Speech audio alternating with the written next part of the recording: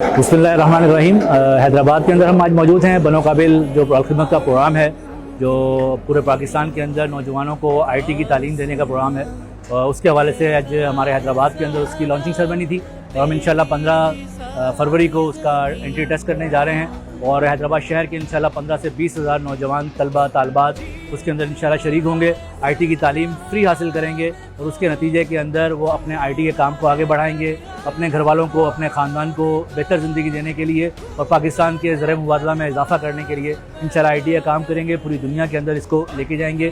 हम यहाँ पर जो हमारा आईटी का प्रोग्राम है बनो काबिल का हैदराबाद के अंदर, ये सिंध के अंदर दूसरा प्रोग्राम है। पहला कराची के अंदर हुआ है, दूसरा इंशाल्लाह हैदराबाद में हो रहा है, उसके बाद फिर इंशाल्लाह सखर में और खैरपुर में, और हैदराबाद में हम जामशोर और हैदराबाद का मिला के जो यहाँ पर एक प्रोग्राम कर रहे हैं। जामशोर में जो हमारे बड़े तालीमी इदारे मौजूद हैं, इंशाल्लाह जामशोर से भी एक बड़ी तादाद तलबा और तालिबात की हमारे इस आईटी टेस्ट के अंदर जो है इंशाल्लाह शरीक होगी। बहुत शुक्रिया। अपनी दुनिया आप पैदा कर